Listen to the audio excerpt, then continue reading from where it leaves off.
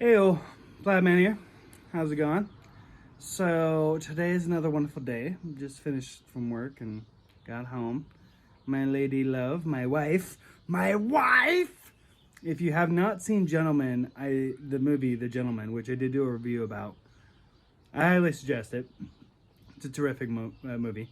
Not what I want to talk about today at all, but just my wife. There's this moment in there with Matthew McConaughey where he's just like screaming at this guy about his wife, and you're just like, whoo, whoo. Gives me the heebie-jeebies in a good way. Anyhow, so today we are talking about something that's a bit risque. And basically the concept is cremation and funerals and death and things of that nature. Really, all the video was supposed to be about was I think cremation is better than cemetery. But I'm realizing that there's actually a lot more that goes into it. Now, it's very fascinating because if you go back in time, for those of you that are not aware, not history buffs, we're not paying attention in history class, there is a long-standing tradition of burying people of importance.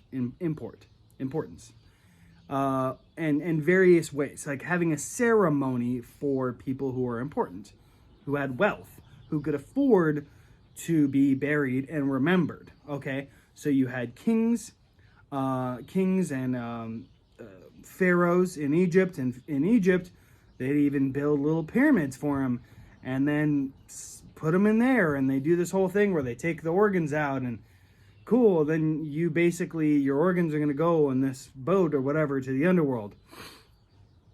The Vikings, it was a similar concept. It was like the king or some high-ranking individual in the clan or the group, they would put all of his possessions in a boat and then have a woman sacrifice herself for him, preferably one of his wives, and then push the boat out and light it on fire, and then it would catch on fire and eventually sink and whatever.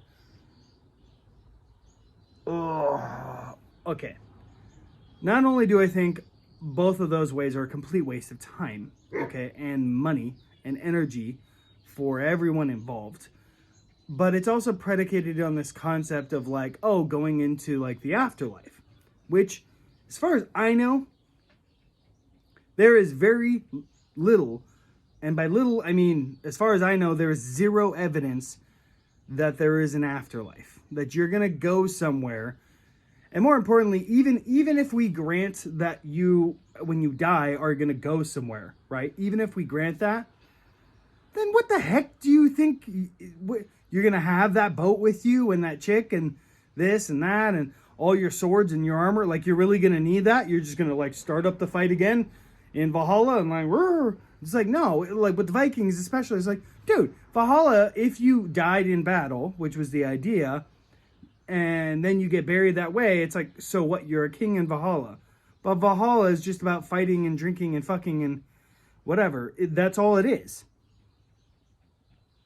So I don't know why you need a boat in your armor. Like, it doesn't really matter. Like, it's never ending the things Vikings love. So I feel like maybe I'm missing something. And maybe there's someone out there that's like, actually, Plaidman, what you don't understand is there's this cultural significance and and it's like, you know what? I don't actually care. I feel like burial services are something that somebody does in affluence, okay? So you have royalty in all throughout history, and they would have these elaborate setups. Now, I understand the concept of affording, especially if you're like an icon of your era, your time, your people, like Attila the Hun or Genghis Khan or Alexander the Great or heck, even Napoleon Bonaparte. Obviously not Hitler, because that's no... Germany likes to forget that guy. Anyways, like, I can kind of understand, but I think what would be better for you and the people is to set up like a monument or, and not a pyramid, but like a statue. Statues are cool. You cool on a cool pose, yada, yada, yada. And then people can go and pay their respects to your life and your achievements at that statue. I think that the concept of people going to your grave or spending tremendous resources on your grave and your funeral is a bit excessive. And recently we just had this with the Queen.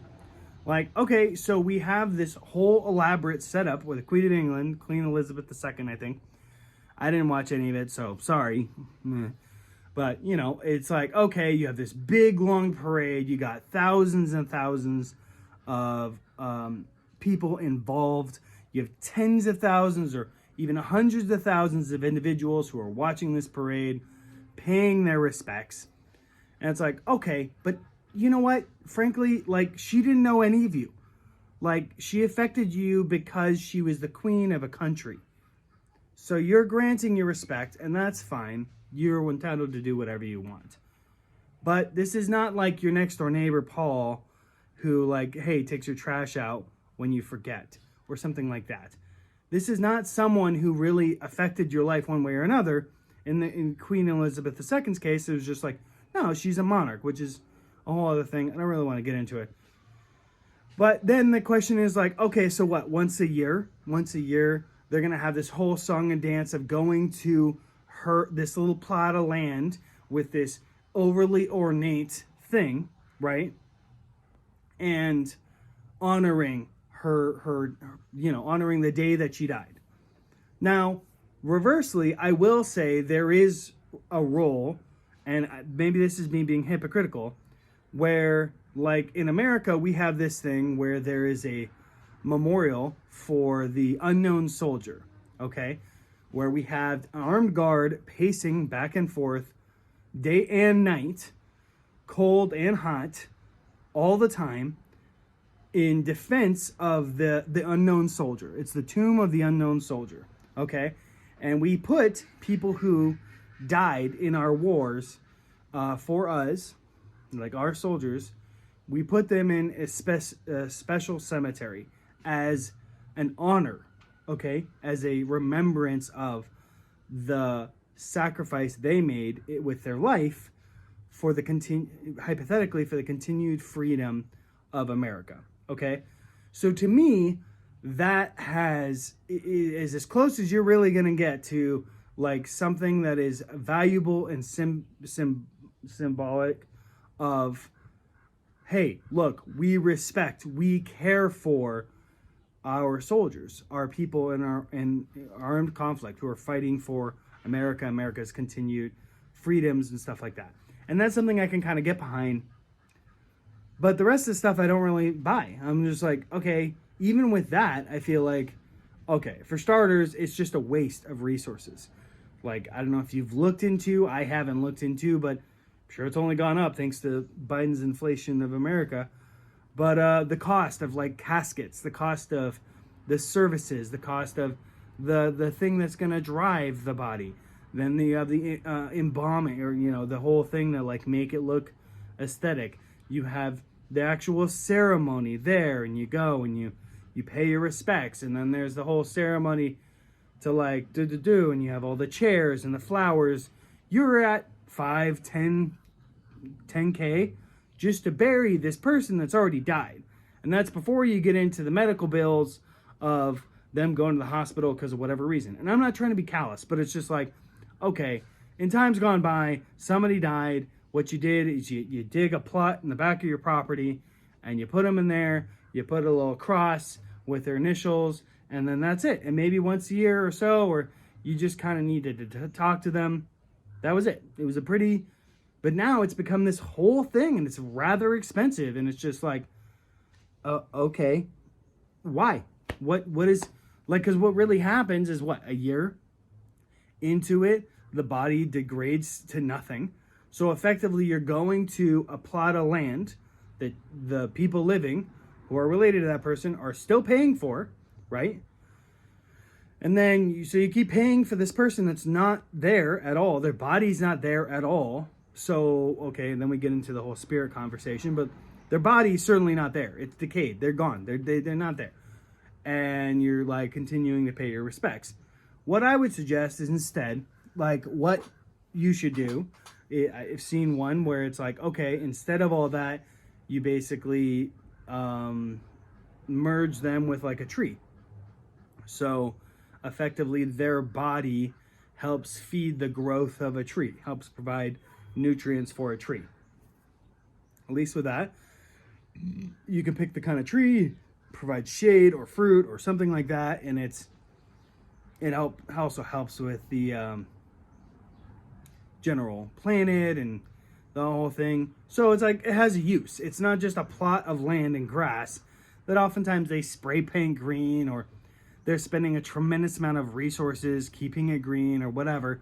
No, it's just a tree. It'll live or die, and you can still have the same concept.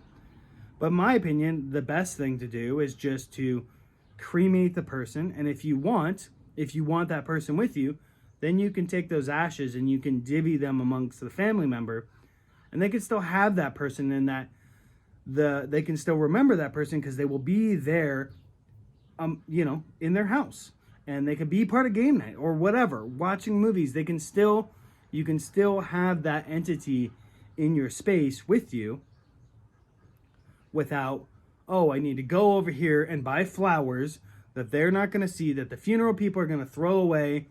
They throw away every Tuesday at 5 a.m. or whatever it is, right? Right after they finish spray painting everything and yada yada. And it's just this big expense. And it's like, do your thing, do what you want to do. But I just feel like it's a bit of vanity. And I know we live in a time where, especially in America, like people have enough money that they can kind of afford that kind of vanity. And frankly, we do it all the time with people in BMWs and whatnot, and fancy cars and fancy phones and all this stuff. And it's just like, I don't feel like enough people stop and like really think about why. Why is this a thing? Where did this come from? Where did this concept of like, oh yeah, and when somebody dies locally, we're just going to put them in a plot of land. And hey, how come nobody's thinking about, hey, the old codger over there who has no family, what happens to his body when he eventually dies, right? Or she, for that matter. What happens to the body? Well, the city handles it. They put him somewhere. Do they cremate it? I don't know. So it's like we don't really actually care. Or the homeless person, or the drug addict who just, ODs and has zero family and has no form of identification. Well, city morgue. They don't go into like a whole thing. So we're perfectly okay with this concept of, oh, well, the people that nobody cares about and nobody knows about, we're okay with that just disappearing. But we put all this song and dance into this whole ceremony of a funeral. And don't get me wrong, I'm about to go to one not too long from now where it's a celebration of a life. That's one thing, okay? Celebrating somebody's life and having the people that were close to him and the people that are close to him, and basically having a showing up of people who give a crap for this person, that has tremendous value to me.